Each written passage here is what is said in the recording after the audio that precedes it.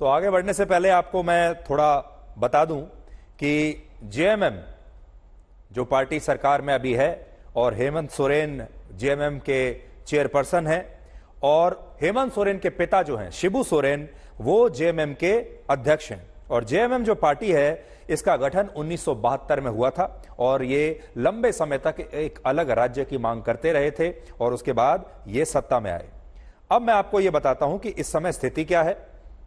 इस समय झारखंड की जो विधानसभा है उसमें 81 सीटें हैं। 81 सीटों में से जेएमएम के पास 29 सीटें हैं, कांग्रेस के पास 16 हैं, एनसीपी के पास 1 है, आरजेडी के पास 1 है और सीपीआई एमएल के पास 1 सीट है। और कुल मिलाकर इसलिए ये कहते हैं कि हमारे पास पूरा बहुमत है। बीजेपी के पास 25 सीटें हैं, यानी सिंगल लार्जेस्ट पार्टी जेएमएम है जिसके पास 29 सीटें हैं। वहां बहुमत किसी के पास नहीं है। ये हंग असेंबली हुई थी पिछली बार, जेएमएम को 29 सीट मिली थी और दूसरे नंबर पर बीजेपी थी जिसको 4 सीटें कम मिली यानी 25 सीटें और इस प्रकार से वहां पर यह सरकार बनी थी। हेमंत सोरेन पहले अपनी पत्नी कल्पना सोरेन को मुख्यमंत्री बनाना चाहते थे, लेकिन जब उन्हें यह बताया गया कि झारखंड के विधानसभा चुनाव में अब 11 महीनों का ही समय बचा है और इस वजह से कल्पना सोरेन उपचुनाव लड़कर विधायक नहीं बन सकती, तो हेमंत सोरेन के पास चंपई सोरेन को मुख्यमंत्री बनाने के अलावा कोई दूसरा विकल्प तब बचा नहीं था। और यह ऐसा समय था जब अगर कल्पना सोरेन पर कोई संवैधानिक ऑब्जेक्शन आ जाता तो फिर मुसीबत में फंस सकता था जेएमएम। इसलिए उन्हें लगा कि चंपई सोरेन सबसे सेफ कैंडिडेट होंगे, इनके साथ चलते हैं।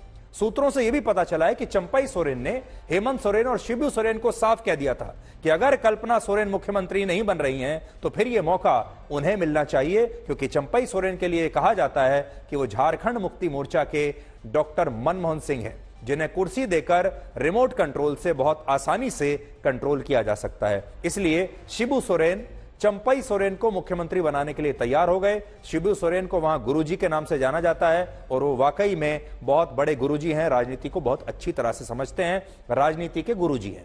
यहां बड़ी बात यह है कि हेमंत सोरेन के दिवंगत भाई दुर्गा सोरेन की पत्नी सीता सोरेन और उनके छोटे भाई बसंत सोरेन भी झारखंड में विधायक हैं। यानी पूरा जो परिवार है, पूरा परिवार राजनीति में है और सभी विधायक हैं।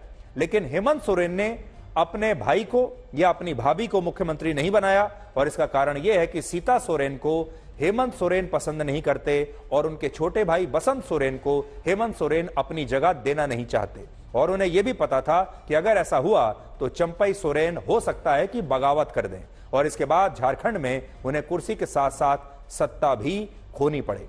हेमंत सोरेन 48 वर्ष के हैं और उन्हें भारतीय सेना की जमीन बेचने के घोटाले में गिरफ्तार किया गया है। और इस घोटाले के बारे में हमने आपको कल भी बताया था कैसे हेमंत सोरेन, उनकी पत्नी कल्पना सोरेन और कुछ सरकारी अधिकारियों ने मिलकर बड़े पैमाने पर फर्जी दस्तावेज बनाकर भारतीय सेना और दूसरी जमीनों को झारखंड में पहले अपना कब्जा दिखाकर खरीदा, फिर इसके बाद इन जमीनों को औने पौने दामों पर बाजार में बेच दिया। और इसी के साथ हेमंत सोरेन पर यह भी आरोप है कि उन्होंने अवैध खनन के जरिए 1000 करोड़ रुपए का घोटाला किया, जिसमें उनके करीबी पंकज मिश्रा को ईडी पहले ही गिरफ्तार कर चुकी है। और हेमंत सोरेन अपने परिवार के पहले ऐसे सदस्य नहीं हैं जिन पर भ्रष्टाचार के इतने गंभीर आरोप लगे हैं। तो ये जो सोरेन परिवार है, चाहे वो हेमंत सोरेन हो या उनके पिताजी शिबू सोरेन हो, इनका भ्रष्टाचार से बड़ा पुराना रिश्ता है और इस परिवार पर आज नहीं वर्षों से, दशकों से अलग अलग समय पर भ्रष्टाचार के आरोप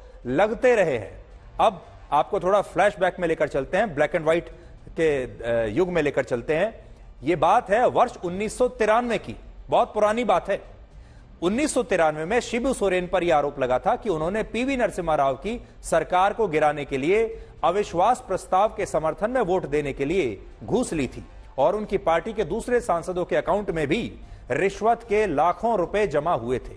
और तब यह कहा गया था कि शिबू सोरेन ने अपने एक सांसद के लिए 40 लाख रुपए लिए थे। एक सांसद 40 लाख रुपए में तब बिका था और शिबू सोरेन पर यह गंभीर आरोप लगे थे, जिसे भारत की राजनीति में कैश फॉर वोट के नाम से जाना जाता है।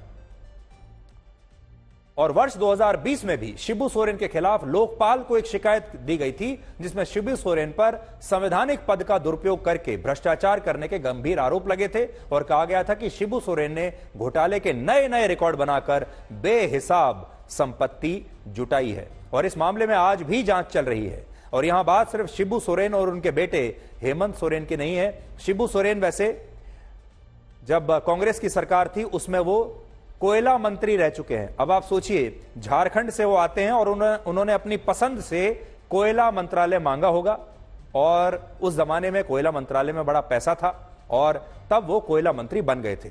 ये अलग बात है कि बाद में उन्हें भी, जैसे आज उनके बेटे को इस्तीफा देना पड़ा बीच में ही, ऐसे ही कोयला मंत्री रहते हुए भी उन्हें बीच में ही इस्तीफा देना पड़ा था। तो पिता और पुत्र दोनों के साथ एक जैसा ही हुआ है। हेमंत सोरेन के दिवंगत भाई की पत्नी सीता सोरेन और उनके छोटे भाई बसंत सोरेन पर भी घोटाले के आरोप लग चुके हैं, जिससे आप समझ सकते हैं कि सोरेन परिवार में घोटाला करना कोई नई बात नहीं है। घोटाला वहां आम बात है, सभी लोग करते हैं, सब पर आरोप लग चुके हैं। लेकिन लोगों के लिए इसमें सीखने वाली बात यह है कि ये नेता असल में गरीबों और आदिवासी लोगों की राजनीति करते हैं। देखिए, पहले एक आंदोलन चलाते हैं कि हमें अलग राज्य चाहिए, हमारी पहचान अलग होनी चाहिए, हमारे राज्य की जो अस्मिता है उसके नाम पर, हमारे राज्य में जो गरीबी है, हमारे राज्य में जो आदिवासी समुदाय है उनकी भलाई के लिए। कहते हैं कि ये आदिवासी समुदाय की भलाई के लिए सत्ता में आना चाहते हैं। पहले अलग राज्य बनवाया, फिर उसमें सत्ता में आए, अपनी पार्टी बनाई।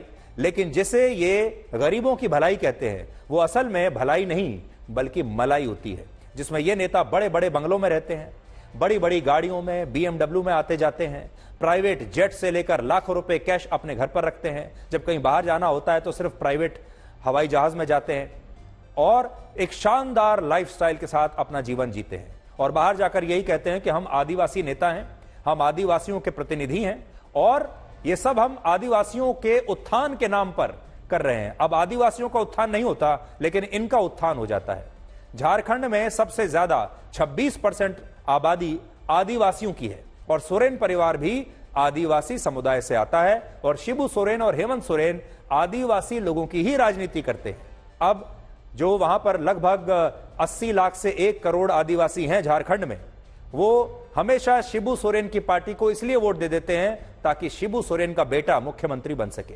लेकिन आदिवासियों को क्या मिलता है आप देख सकते हैं। सोचिए, अब ये जो परिवार है जो अपने आप को कहता है कि हम आदिवासी हैं और आज उन्होंने SC/ST एक्ट के तहत ईडी के खिलाफ एक पुलिस में शिकायत भी की है। अब आप सोचिए कि क्या इस परिवार को यह कहने का अधिकार है कि ये गरीब हैं? क्या इस परिवार को यह कहने का अधिकार है कि इन्हें रिजर्वेशन मिलना चाहिए? क्या ये जो सोरेन परिवार है, क्या इसे आरक्षण का लाभ मिलना चाहिए? क्या इसे आदिवासियों का लाभ मिलना चाहिए? क्या SC/ST एक्ट जो है क्या उससे इनकी शक्ति और बढ़नी चाहिए? क्योंकि ये देश के बड़े बड़े अमीर खानदानों से भी ज्यादा पैसे वाले हैं। ये आदिवासी नहीं बल्कि बड़े बड़े बंगलों के निवासी हैं और ये भलाई करने की नहीं, मलाई कर खाने की राजनीति करते हैं। ये पूरे देश ने आज देख लिया है। एक बार हम फिर से चित्रा के पास चलते हैं। चित्रा, अभी आप बताइए कि इस समय वहां पर क्या चल रहा है और अगर आप हमें बता सके हमारे दर्शकों को कि टोटल कुल मिलाकर कितने पैसे का घोटाला, कितने रुपए, कितने हजार करोड़ रुपए का घोटाला हेमंत सोरेन ने किया है। देखिए, इस बारे में कोई एक पर्टिकुलर आंकड़ा दे पाना तो काफी ज्यादा मुश्किल होगा क्योंकि जांच लगातार चल रही है सुधीर जी, और आगे आने वाले वक्त में ही पता चल पाएगा। क्योंकि ईडी के अधिकारियों ने गिरफ्तारी के बाद यकीनन उनकी जांच और तेजी से बढ़ेगी। वो उनसे पूछताछ करेंगे, पूछताछ के बाद तार कहां कहां जुड़ते हैं, कौन कौन से लोग शामिल रहे हैं, किसको कितना फायदा पहुंचाया गया है, कम कीमत पर लेकर ज्यादा कीमत पर, मतलब खरीद फरोख्त का ये एक ऐसा मामला है जो बेहद संगीन है। शायद यही वजह है कि एक मुख्यमंत्री जो सिटिंग चीफ मिनिस्टर हो, आदिवासी समुदाय से आते हो, उनके खिलाफ इतना बड़ा एक्शन। हम सब जानते हैं राजनीति में बहुत सारी चीजें बहुत कैलकुलेट करके होती हैं। 2 महीने के बाद लोकसभा के चुनाव होने हैं, ऐसे में और हमको याद करना होगा छत्तीसगढ़ का भी एक वर्ग ऐसा था जो छत्तीसगढ़ के तब के मुख्यमंत्री भूपेश बघेल को लेकर कह रहा था कि महादेव ऐप घोटाले के आरोप लग रहे हैं तो सिंपैथी वोट उन तक पहुंच जाएगा और वहां पर छत्तीसगढ़ में आराम से सरकार बन जाएगी। लेकिन जब रिजल्ट आते हैं तो हमने देखा कैसे बीजेपी ने क्लीन स्वीप वहां पर कर लिया था। तो ये जो घोटाले के दाग हैं इसको धोने की कोशिश लगातार की जा रही है और यही अच्छा चित्रा, आप सुबह से वहां पर हैं, क्या आपको ऐसा लगता है कि जो कुछ हेमंत सोरेन के साथ हो रहा है इसे लेकर लोगों में उनके प्रति कोई सहानुभूति है? क्या आपने ऐसा महसूस किया? देखिए, इस बारे में अभी तक चूंकि उनके कार्यकर्ताओं से ही ज्यादा हमारी मुलाकात हुई है, जहां जहां जा रहे थे वहां पर उनके कार्यकर्ता आ रहे थे, तो उनकी ओर से जरूर इस बारे में कहा गया कि फंसाने का काम किया जा रहा है। लेकिन आम लोगों का रिएक्शन करप्शन के मामले में कैसा होगा, इस बात को हम आसानी से समझ सकते हैं। जांच और आगे बढ़ेगी, हेमंत सोरेन से जब पूछताछ होगी उसके बाद मुझे लगता है तस्वीर और ज्यादा साफ हो पाएगी। लेकिन यहां पर दो पहलू हैं इस खबर के। एक ये है कि करप्शन के बेहद गंभीर आरोप उनके ऊपर लगे, जिसके आधार पर ईडी ने उनके खिलाफ कार्रवाई की। देखिए, ईडी के ऊपर आप जो भी आरोप लगाइए, लेकिन ईडी के लोगों को सबूत के तौर पर ठोस चीजें देनी पड़ेंगी कोर्ट के भीतर, और जब ईडी ने उसकी पुख्ता तैयारी कर ली तब जाकर यह गिरफ्तारी हुई है, इस बात को भी समझना होगा। तो यहां पर करप्शन के गंभीर आरोप लगे, खनन घोटाला, कोयला घोटाला, जमीन घोटाला, इस तरह के आरोप लगे। लेकिन वहीं पर दूसरा पक्ष यह भी है, देखिए शिबू सोरेन इस प्रदेश के बहुत बड़े नेता, जो पिता हैं हेमंत सोरेन के, वो माने जाते हैं, वो आदिवासियों का बहुत बड़ा चेहरा भी है। हमने देखा करप्शन के आरोपों के बावजूद वो कई बार चुनाव जीत कर आए हैं। तो इसके दो अलग अलग पहलू हैं, लेकिन अब इसका भविष्य में कितना असर पड़ेगा इसके लिए थोड़ा इंतजार करना होगा। लेकिन यह बात तो तय है कि ईडी ने बिना किसी हिचक के उनको पहले समन जारी किया। जब उन्होंने सहयोग उस तरीके से नहीं किया, उसके बाद यह तय माना जा रहा था कि जिस तरह की सबूत इकट्ठा किए गए हैं ईडी के अधिकारियों की ओर से, उन 14 लोगों की गिरफ्तारी के बाद जो डॉक्यूमेंट बरामद किए गए हैं, उसके बाद तो आज ये माना जा रहा था गिरफ्तारी हो जाएगी और उनको इस्तीफा देना पड़ेगा, और उसी का नतीजा आज हमारे सामने है। जी चित्रा, हम वापस लौटेंगे आपके पास थोड़ी देर में, लेकिन उससे पहले हम ये बात बता रहे थे कि जो सोरेन परिवार है, जो आदिवासियों की राजनीति करते हुए यहां तक पहुंचा है, सत्ता में पहुंचा है, असल में सोरेन परिवार में आदिवासियों जैसा कुछ भी नहीं है। सोरेन परिवार एक शानदार लाइफस्टाइल जीता है। सोरेन परिवार को अगर आप देखेंगे, खास तौर पर हेमंत सोरेन को देखेंगे, तो आपको आदिवासियों वाला वो टच आपको दिखाई ही नहीं देगा। और असल में भारत में हो यही रहा है कि ये जो क्षेत्रीय छोटी छोटी पार्टियां हैं, इनमें से ज्यादातर पार्टियां वन मैन शो बनकर रह जाती हैं या फिर पारिवारिक पार्टियां बन जाती हैं। पहले पिता मुख्यमंत्री बनता है, फिर उनका पुत्र मुख्यमंत्री बनता है, और फिर उनके सारे जो भाई भतीजा, जो परिवार के सारे लोग होते हैं, वो सब विधायक होते हैं, वही मंत्री होते हैं, और वो पार्टी उनके घर की प्राइवेट लिमिटेड पार्टी बनकर रह जाती है। और फिर दबाकर खुलकर भ्रष्टाचार होता है, पैसा कमाया जाता है, और ये सब पैसा कमाया जाता है गरीबों के नाम पर, न्याय के नाम पर। ये सारे लोग जब सत्ता में आते हैं तो न्याय दिलाने के नाम पर आते हैं कि हम गरीबों को न्याय दिलाएंगे, चाहे वो बिहार हो, चाहे वो झारखंड हो। और आदिवासियों को न्याय दिलाने के नाम पर ही हेमंत सोरेन और उनके पिताजी शिबू सोरेन सत्ता में आए थे। लेकिन कर क्या रहे थे? अब ये आरोप हैं, अब ईडी इन आरोपों को अदालत में किस हद तक साबित कर पाएगा, यह आगे देखने वाली बात है। लेकिन अभी जो ईडी कहती है उसके मुताबिक हम आपको रिपोर्ट कर रहे हैं कि ये तमाम आरोप उन पर हैं और हजारों करोड़ों रुपए के घोटाले के ये आरोप हैं। शिबू सोरेन ने वर्ष 1973 में झारखंड मुक्ति मोर्चा शुरू किया था, स्थापना की थी, और तब से लेकर अब तक शिबू सोरेन ने अपना और अपने परिवार का ही ज्यादा विकास किया है। शिबू सोरेन 8 बार लोकसभा के सांसद, 4 बार राज्यसभा के सांसद, 3 बार केंद्रीय मंत्री और 2 बार झारखंड के मुख्यमंत्री बन चुके हैं। और उनके बेटे हेमंत सोरेन 2 बार झारखंड के मुख्यमंत्री बन चुके हैं। लेकिन सोचिए, आपके वोट से शिबू सोरेन और हेमंत सोरेन का तो भला हुआ, लेकिन झारखंड में आदिवासियों का कितना भला हुआ, यह देखने वाली बात होगी। और अगर झारखंड में जो आदिवासी समाज के लोग हैं वो अगर हमें देख रहे हैं, वो ज्यादा बेहतर बता सकते हैं कि इस सरकार ने उनके लिए कितना काम किया है। हो सकता है किया भी हो। और यहां बड़ी बात यह है कि इस तरह की जो छोटी क्षेत्रीय पार्टियां होती हैं, वो पार्टियां, जैसा मैं आपको पहले बता रहा था, एक परिवार की प्राइवेट लिमिटेड पार्टियां बनकर रह जाती हैं। वही सारे फैसले करते हैं, वही तय करते हैं। झारखंड में शिबू सोरेन की पार्टी के 29 विधायक हैं, कांग्रेस के 17, बीजेपी के 26, सीपीआई-एमएल के 3 और आरजेडी का 1 विधायक है। और फिलहाल झारखंड में इंडिया गठबंधन की सरकार है, जिसमें अगर कांग्रेस पार्टी शिबू सोरेन की पार्टी से समर्थन वापस ले ले तो वहां झारखंड मुक्ति मोर्चा की सरकार गिर जाएगी।